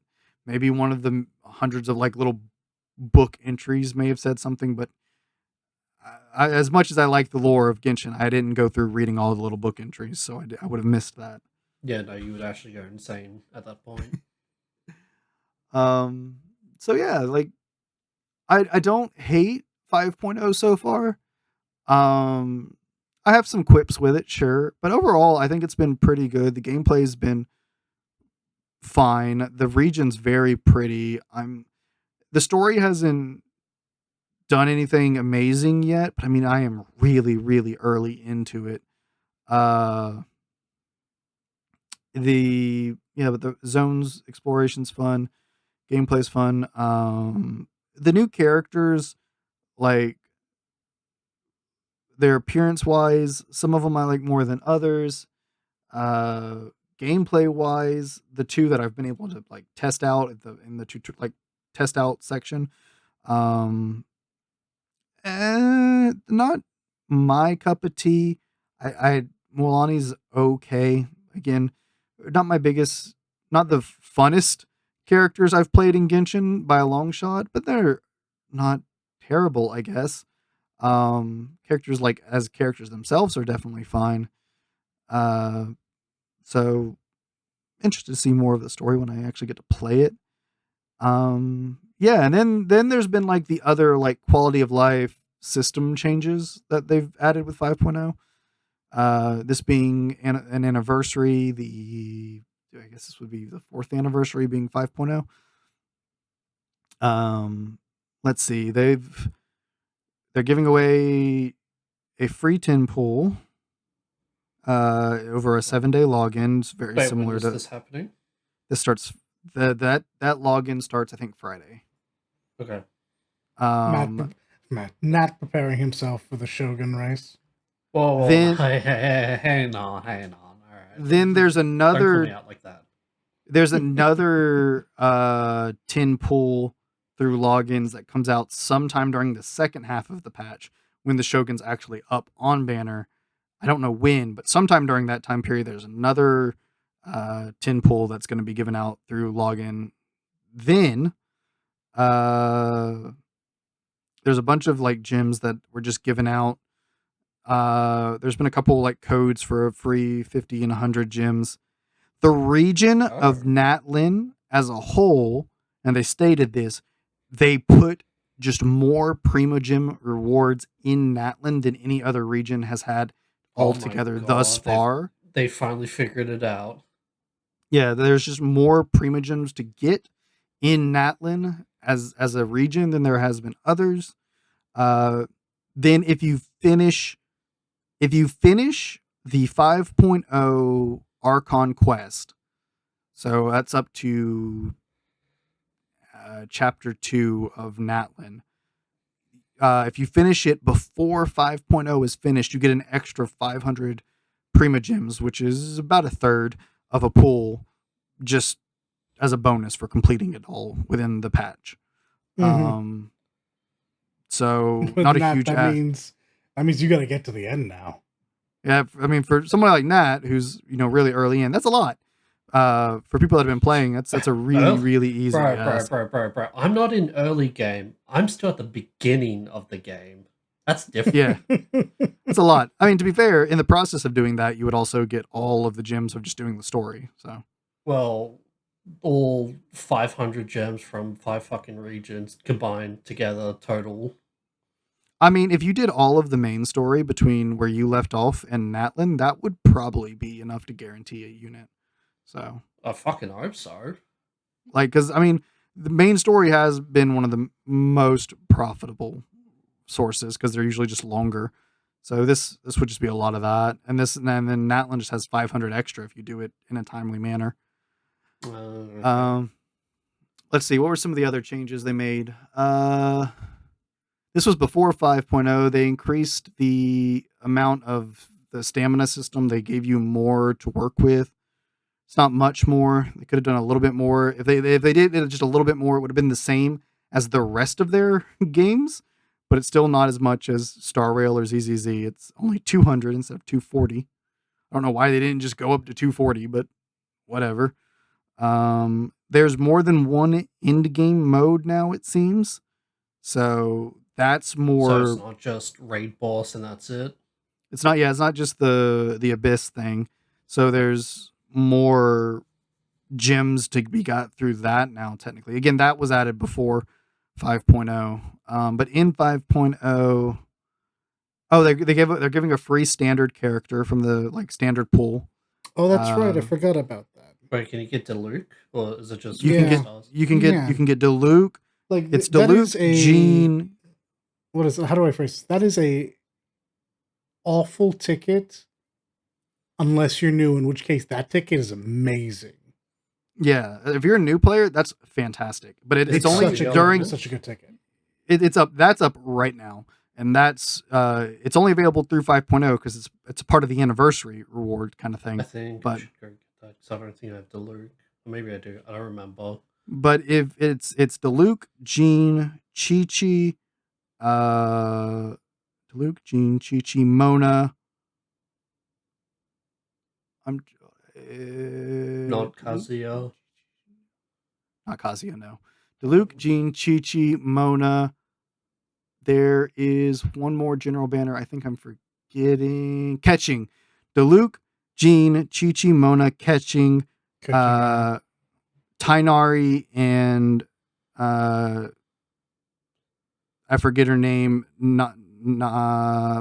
Fire, Sumeru, mercenary chick that everybody loves her design, but as a unit, she's very underwhelming. Fire, Dea. Sumeru. Oh, okay, yeah. She's got a goddamn great design, but literally everyone agrees that she's kind of got a garbage kit.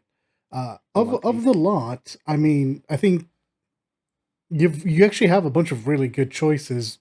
Chi-Chi and Dea aside, like Kuching is probably who I would pick up, but Diluc's a strong choice, and apparently. So the units are like this. The weakest option is Dea, unfortunately. If you have them all already, if you're a veteran player who has them all, Dea is not a bad choice because with dupes, she becomes less bad. So there is that. I mean, investing into a bad character to make them somewhat tolerable, I just disagree. Well, I mean, you're not investing. This is like if you just get hit with dupes because they're standard banners. So here you can lose 50/50s too. So it's a natural thing. You're not really investing in them. But if you have the dupes, they become worth investing in because then they're not as bad. So Chi-Chi is okay in certain teams. There are certain teams where Chi-Chi can work, but overall kind of weak, yeah. Let's see. Keshing is a very solid unit. If you don't have Sino, she's a great main field aggravate DPS, which is how I use her. And it does work. So she's a really solid unit that's been buffed by just Dendro existing as a whole. Jean, like, was buffed. Her existence was just made better by Farina as a whole because Yeah. she's a standard banner healer that is made very useful because of Farina. And Farina made Chi-Chi better too because Chi-Chi's a healer, but it's just the level of better is Jean just does better, and not to mention Jean's Animo, and that just reacts better. Diluc, still a perfectly valid DPS. Just as far as DPS go now, he's a bit slower than the modern DPS, but still a perfectly valid DPS. Who else? Who am I missing? Mona is still used for nuke like builds because I have seen some shenanigans. I've never been able to recreate this, but I've seen what she is capable of once per 2 minutes or burst. something. Yeah, it's Whenever whatever her she gets burst. her bursts up, yeah. Yeah. She's great for nuke teams because she's a great support for that. How viable that ends up being, that depends on your playstyle, I guess. I think it's fairly viable. It works. So yeah, she definitely works. And then Tainari is without a doubt probably the best character in the standard banner as far as like the 5 stars go. He is a Dendro Ganyu is basically how his playstyle works. Right. So That's what you said. So I mean, like if you wanted to like something to compare his playstyle to, and the fact that he's Dendro and Dendro just happens to be like one of the best elements in the game, there you go. So I mean, Tainari is a fantastic unit. So that's all 7 of them. And if on the only reason you would pick Daya is if you had them all and you wanted to use Daya, pick Daya, to make her more viable. Once you get her 2 dupes, once you get 2 dupes of her, it becomes far more reliable to use from what I understand. If you don't have the other ones, it would probably prioritize them. Chi-Chi's probably the weakest among them outside of Daya. Still has some uses. Tainari, Jean, probably the strongest 2, followed by Mona and Keshing. Diluc kind of in the middle. Still a fine unit. Just, modern DPS, just DPS faster than him. So, like, especially considering being the main DPS for his slot being main DPS, his element being Pyro, he now has to compete with Arlecchino. And Arlecchino is one of the 3 best DPS in the game. So that's kind of hard to compete with. And even before that, he had to compete with Hu Tao, who was also a really good DPS and did it a lot faster than him. The problems with Diluc are never Diluc. It's the fact that his competition, like in the same like role and element, are just do so much better than him in some way or form. So he himself is not fire attackers are not wanting for the ability to eviscerate something. Yeah. So, I mean, a lot of solid choices there. And they also said, and I found this out yesterday, and I thought this was really cool. They made a point of saying during the live stream for 5.0, they said, this anniversary, you get to pick one of these. We will be adding more characters to the standard banner.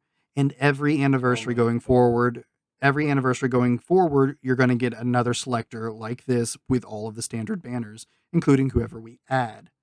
So that, now they don't say much more than that, but they do make a point of putting emphasis that they are going to be adding more people, and you'll have more to pick from in, future anniversaries. So at least one person being added to the standard banner between anniversaries, whether that one person is somebody new or an existing unit, or if it's more than one unit being added, we don't know any of that. We'll see. Hopefully it's more than one. Like, if they do existing units and it's more than one, because there are a lot of units that don't get many reruns, have been in the game for a while, and quite frankly, if they did do a rerun of them, the only people that are going to be summoning for them are people who just really like them and weren't playing when they ran last time. So completionists. or completionists. But like Eula, Shinha, Albedo, Zhao, like these characters probably wouldn't see a lot of summons if they got rerun banners. Are all perfectly valid options to be added into the standard banner. We have no 5-star Geo character in the standard banner, so I think Albedo should 100% be put in there. Technically, Venti is like long past his prime to be put in there, but they're not going to put an Archon in there. They're not putting an Archon in there. I was just about to say. Like, just the fact that he's an Archon does, in fact, mean he gets sales. So, because But people I like thought me Archons were exist. just humans now. What happened to the retcon? Because there are people like me, unfortunately. So, but yeah, there's a lot of solid options in the existing units that just would be better off in the standard banner than they would be getting rerun banners. But they could also just be adding new units that they intend to add into the standard banner, because Daya, when she was added, was immediately put in the standard banner after her initial banner. Same with Tainari. So that was 2 new units added to the standard banner in Sumeru alone. So we'll see. Maybe they'll do something like that. We'll just get 2 new units at some point during Natlan that just go into the standard banner that are new. We'll see what happens. Because they'll say if somebody's going into the standard banner before the banner Drops, yeah. before the banner drops, yeah, because they'll let you know before you summon, so that way if you don't want to summon, which is strange that they do that, because you think they'd be very scummy and be like, oh, by the way, this is going into the standard banner after everybody's summoned. No, they've every time they've told you beforehand. So maybe MiHoYo is turning over a new leaf just for Genshin. No. I don't know about fucking Honkai Star Rail and all that, but maybe Star for Rail's been Genshin. fine. Zenless on Rail's been Zero fine. is too new to really know yet. Genshin has an established pattern of behavior that I do not see them breaking because they don't need to. Yeah. Well, yeah, because a shit ton of people still play that game despite the lowest Exactly. of lows. Yeah. And all the money they make. But yeah, so there was the free 5-star. There's they technically improved the gotcha banners, both weapon and character. That's a good joke, Matt. No, but seriously, what happened? So the weapon banner. Okay, so the weapon banner, how it used to work. When Genshin launched, the weapon banner was a 50-50, just like the character banner. 50% chance of getting the rate up, 50% chance of not. And then within that 50-50, if you got the rate up, you got one of the 2 rate ups, not a specific one, because there was usually 2 5-star weapons on a weapon banner.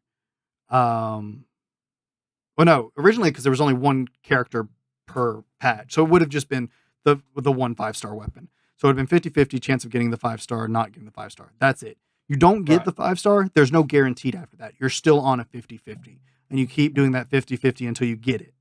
That's how it used to work. When they added 2 characters per cycle, there was 2 5-star weapons. You won the 50-50 to get the rate up. You then had a 50-50 between the 2 of them. Jesus and Christ. Then you had to fight that until you got it. Then they added the fate point system. So basically, with the fate point system was, before you summon on a banner, you select one of the 2 rate up weapons. Every time you summon a 5-star weapon that isn't the weapon you selected, you get a fate point. And then if you have 2 fate points, then the next 5-star you get is guaranteed to be the one you selected, correct? The one you selected. Yeah. Okay, I was gonna say. So, but it was basically you had to lose the 50-50 2 times in a row before you ever got to any kind of guaranteed. It was a very, very costly investment. And even then, why is MiHoYo so adverse to fucking guarantees? I don't understand. I mean, I know why it's money, but like, I was about to say, because not having a guarantee, like Fate learned a long time ago, is the best way to get people to keep spending. Not everyone. People will stop spending because eventually they'll feel like unsafe. But some people will literally bet the farm. So but like it's just like but there are at least there are pities. It's not. It's actually not that bad. It sounds worse than it is in Genshin. So yeah, you don't have to go to 90 for the weapon. I think it's like 65 or 70. I thought 70. So 65. Even that would have been about what I remember. It's somewhere like 65 to 70 is the actual like hard pity there. So to guarantee something was 210 summons, it's a lot for a free to play. If you spend, it's not that bad. It's not a free to play thing at all. It's not friendly to free to play at all. No, and most free to plays just didn't use the weapons banner at all. But some people would specifically pick like a character, a patch, and just go for that character and that weapon specifically. So, but now the weapon banner is single fate point. So if you don't get the weapon one time, you get it the next time. So it works just kind of like the character banner does now. You miss the 50, you miss getting the weapon you select, you get it the next time you summon. Or the next time you get a 5-star. Wait, so what's the 50-50? Is that the 3 pulls or the 6 pulls? Or 7 pulls? What do you mean? Okay, so you know how he says that to get a weapon you need to do 65 or 70 pulls, right? That's 50-50 to get a 5-star weapon. So that's 65-70 to get a 5-star weapon. The 50-50 is what 5-star you get. 50% chance it's rate up, 50% chance it's standard banner. Right. And then if you hit the rate up, it's then 50% chance it's one of them, 50% chance it's the other. So really it's a 25%, 75% is really what you're working with on getting the rate up that you're wanting. Right. Is really what you're working with. Which used to be you had to lose it twice before the third time you could get it. Now, if you don't get it, once, like you roll, you get anything that's not what you're looking for, the very next 5-star you get is going to be what you're looking for, which is already a massive improvement to their weapon banner. Big thumbs up there to that improvement. It makes weapon banners it makes the weapon banner just far more purchasable for free to play, because instead of 210 like multis, it's now 140 max, which isn't that bad.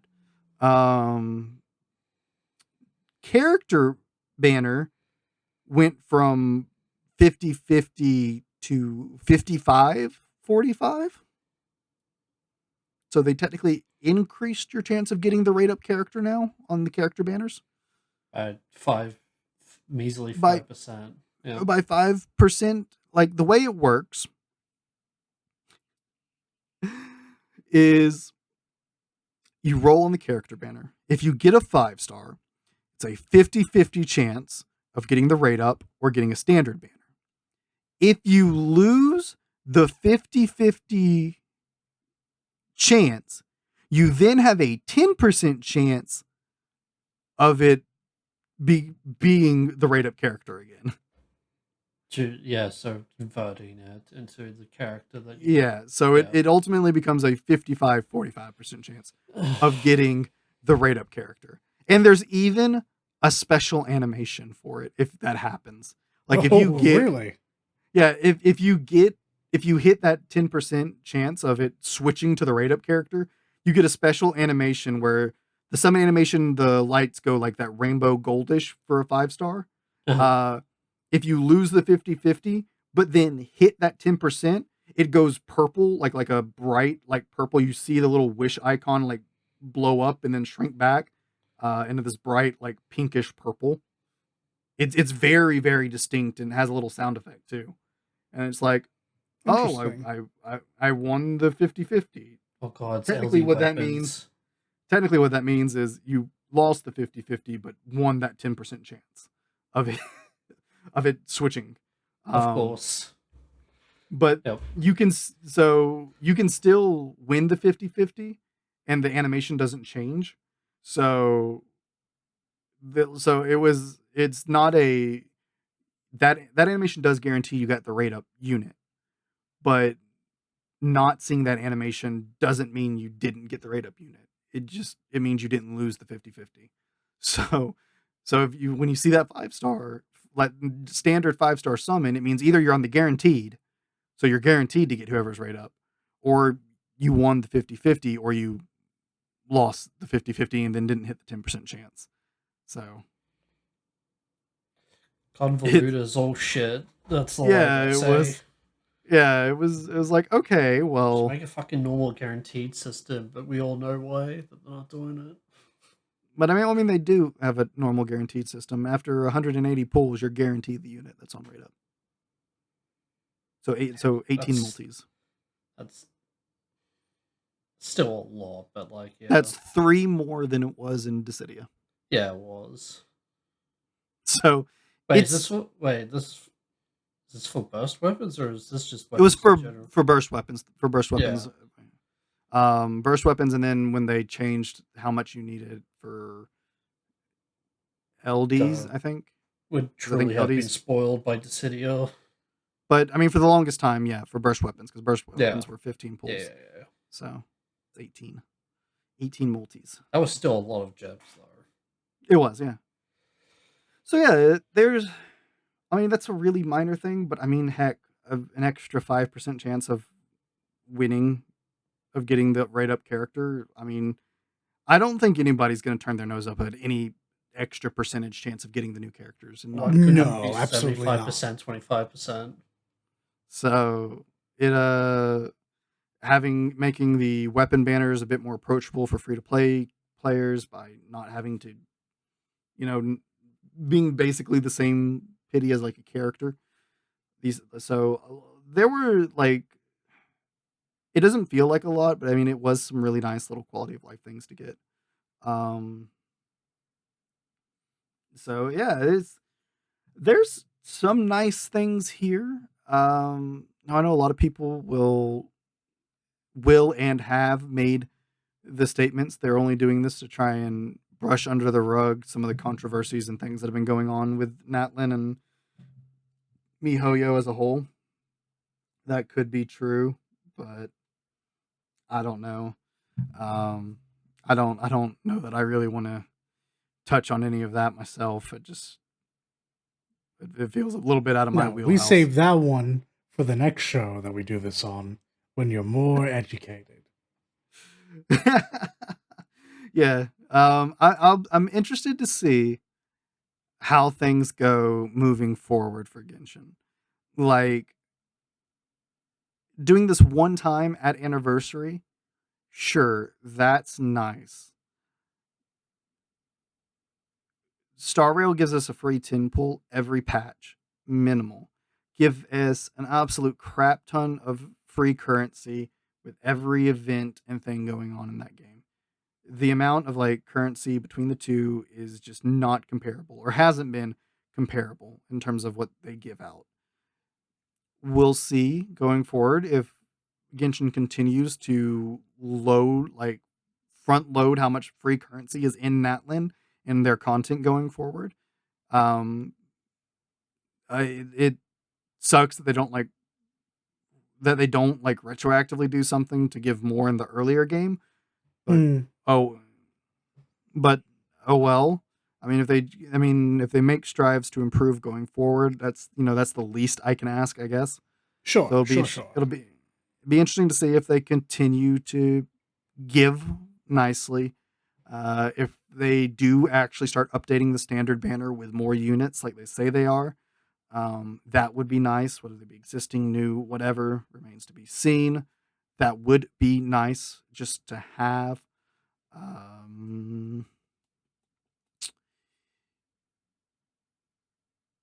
Yeah, so it's just, I'm going to be keeping my eyes on it. I'm going to continue to play the story, one, because I'm going to want to finish the story in time to get the extra primos, because duh. Of course. Yeah, just of course.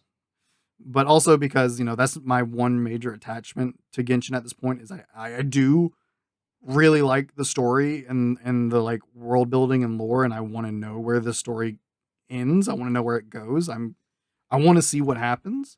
What's the So next stop? Is the next stop Snezhnaya? after Natlin, the next stop is Snezhnaya. Yeah. I mean, unless they force in a little not filler, but a little stop along the way. Like, just logically, Snezhnaya would be the next location. Yeah. Got it. One of the things I did have to do before jumping into Natlin is the very last chapter of the 4.x story. So with all of the with Act 1, which was Leeway, there was an intermission chapter between Act 1 and Act 2, which was the first Dainsleif chapter. And then the same thing between 2 and 3 and 3 and 4. There was an intermission chapter, which always ended up being the Dainsleif chapter. Which makes sense because Dainsleif is immediately tied to your sibling. Your sibling, yeah. Between Act 3, which was it would be Act 4. Between Act 4 and Act 5, Fontaine and Natlin, there was no intermission chapter. The final chapter of the story was the Dainsleif chapter. So it was no longer considered intermission. It was just part of the main chapters of the story, which is just the more correct way to treat it. Though I understand why they did partition it for focus reasons. I guess. Narratively. I know because narratively it should be part of the main story. I don't know. I do understand why they would want to partition it though. Well, I know, and I can already see why they were changing that going into Natlin, because the Abyss is already a much bigger part of Natlin's story, and the Abyss has always been is a big factor in Dainsleif's story. And that last Dainsleif chapter, that last one, was honestly probably the best one out of all of them. Not that that's saying a lot, because they're usually that's fair. They're usually kind of weak. The one before this one was interesting. Wasn't strong, but it was definitely interesting. Definitely raised some questions. And then this one built on that and definitely set some stuff up that kind of make me go, oh, okay. That's kind of interesting. I'm actually okay. So yeah, I'm very curious to see that story thread and if that actually comes into the Natlin story at all, or if that's going to be strictly for later. I don't know, but that was interesting. I wanted to point that out. That was interesting that there was no actual intermission chapter this time. So maybe they're just done with that being in it. Maybe they're done with intermission chapters. It's all going forward story. I don't know. But yeah, the story is something I care about and have been attached to. So I will, like I said, I think many episodes ago, I was just like, even if I'm done playing Genshin, I'm still going to go back and play main story releases and see where the story ends. Yeah, of course. Because I care about the story. I want to know. And yeah, I'm interested. So we'll see. And so I will definitely eventually give an update to Natlin. I'll probably try and save you, dear listeners, from that until actually Natlin's done, like the main story's done, to give my final thoughts. We'll see. But I'll keep an eye on to see if they continue to do nice things. Hopefully they, continue to improve from here. That would be great. I think that'd be awesome to see, Genshin actually treat its players with a modicum of respect for the first time in 4 years. Be awesome. I don't know why that's at all, but fucking apparently it is. So yeah, I had a lot of thoughts there. Was there anything I didn't touch on? You would be the only one who would know. Yeah. Well, I mean, we were kind of bantering beforehand. Was there anything I didn't? I think you covered most of it, and anything that was tangential, I tried to chime in on with by the way, we were speaking about this before. I think you did pretty good. Yeah, okay. So yeah, we'll keep my eyes on Natlin and Genshin and see what happens. Hopefully some of the characters in the later parts catch my interest, because I don't have a lot for these beginning parts. Let me tell you what, guys. I'm sitting here and I'm summoning for Kazuha because I'd be stupid not to. I'm summoning for the Archon because she's the Archon. And otherwise, I'm just sitting here looking at these characters like I'm waiting or I'm summoning on characters I missed. Mm-hmm. Oh, here's a fun thing. Oh. Just a fun little thing to throw here at the end. We don't have Pyro main Traveler. Yet. But yeah, that's Yet. wild. We usually get that right off the bat because you touch your first the first statue of the 7. Yep. Right. You touch the first statue of the 7. Wait, and how are they doing this then? Because the fire icon is fucking dead, that's why. I know that's never stopped anything before. It is because the power of the statues of the 7 is supposed to be linked to the throne in Celestia, or something like that. So something's going on in Celestia then. It's weird. Link is someone's got their butt on the throne and are sucking up all the energy. Get up, fatty. Yeah, I don't know what's going on, but it's the first time we've gone to a new region, touched a statue, and we didn't get the power. And they even make and hear me out. The fire dragon never died, and it's just chilling, and it's the Archon. And the Archons only have powers because he bestows it to them, and they're just chill with this back and forth because culturally, it's like they're down for that. That would be really cool. That'd be really cool. It's not going to be the case, though. Yeah, I have a hard time accepting that one being what they're going to do simply because of how they paint the heavenly principles. Yeah, no, for sure. But yeah, it's interesting. They even make a point of addressing it in the main story. And even if you go to the statue of the 7 before actually walking up to it in the main story, you get a little unvoiced cutscene back and forth between Paimon and the Traveler. Like, whoa, you didn't get the power of Pyro. What's up with that? And you're like, and it's like, I don't know what's weird.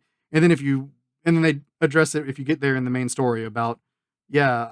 And it was really cool is they actually have a little cutscene in the main story when you get there of you showing off that you can just switch between the elements, and Traveler just switches between the elements and does a bunch of cool stuff. And it's like, hey, can I do that without having to go to the statues like he just did? That'd be great. Thanks. It would be great. But yeah, they make a point in the main story. They make a point of saying it in the main story that touching the statue didn't give him the power. That's where you get the first little bit about, oh, maybe it's because our Archon is different because they're human. So it's just like, okay. So there's definitely something going on different here because it's weird that we didn't get the power, and there's no way they're not going to give us Pyro. So I don't know. You have to compete in the tournament. Let's go. Winner gets Pyro, yes. baby. So I was thinking like, oh, maybe that's what's going to happen is because we have to actually participate in the tournament or something. But when you get up to the tournaments, they're like, nah, sorry, people outside of Natlan not allowed to compete in the tournament. Only natives. Oh, okay. Of course. Well, shit. Like I said, I'm about to watch. Mind. Like I'm right at the big warning sign. A bunch of stuff's about to happen. So sure, maybe. But as far as I know, in 5.0 up through chapter 2 of Act 5, we still don't have Pyro Traveler. At least as far as I know. Interesting. So that might be something we get later on in the story, maybe 0.1, 0.2. I don't know. As far as I've seen, they've only done their drip marketing for one new character in 0.1, which is strange because usually the earlier patches in a cycle are 2 new characters at a time for Genshin. I know what they're gonna do. Okay, you know how in Honkai Star Rail and Wuthering Waves, you know how you got your second element by doing the end game boss for the new reveal and all that? That's what they're gonna do for this one. It is really cool when that happens. It is. It certainly, that is kind of what I'm thinking might happen, is it's going to be something we get at the end of the Natlan story. Yeah, we'll see. I'm curious because it was really weird. It was really weird not getting to attune to Pyro, and I will admit, kind of saddening because I kind of wanted to have Pyro Traveler, just because pyro is like the one element I have the least of, so I can use every extra one I can get. I really wanted that pyro traveler, please. Yeah, you'll unlock pyro traveler in the boss, and you'll be locked into it. So you'll be playing as pyro traveler, and then once you're finished with that fight, you can freely switch out. That's what I will say. I'm calling it. That's my theory. I will say that all of the travelers kits end up being like simplified versions of the Archons kits. Up until Hydro, where you basically get a simplified version of Nouvelette's kit. Okay. So I'm curious about why we haven't gotten Pyro. Is it because they haven't finished designing whoever our kit's going to be a dumbed down version of? Is that part of the reason? Maybe. That's but that was just possibility. That was a little thing that I thought of there. I was just like, oh, let me throw this in there just because this was a weird change of pace. So, but yeah, updates to come on that eventually, because this podcast started with me rambling about Genshin, I feel like, and when it dies in the distant future, it'll probably die with me rambling about Genshin for some reason. Yep. Jeez, why am I like this? Because you're you, Matt. I like video games. I like interesting stories, and I think Genshin has an interesting story. I think the world is interesting. I like the setting they've set up. It's cool. Also, I feel like I said this before, but I don't know if it was on the cast. The fact that the Natlan visions are literally like sunbursts feels so obvious to me, and I'm surprised I didn't predict it. Like, because how each vision, that means each vision has a unique design based off the region they're from. Like Inazuma's are like the fans, Sumerus are leaves or whatever. Natlan, the land of fire, is just like a sunburst shape. I don't know why I didn't predict that the land of fire would be a sunburst. Duh. But yeah. Yeah. Which I gotta order the rest of my visions. I gotta get the rest of them. I still only have the one.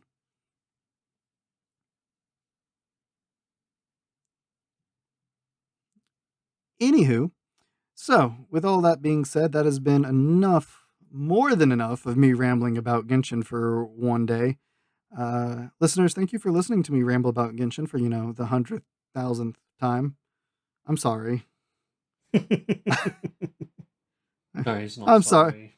I'm sorry, listeners. I'm sorry, friends. Sorry. He's not sorry. Don't listen. I am genuinely sorry to our listeners. I'm not sorry to you guys. You guys signed up for this by being my friends.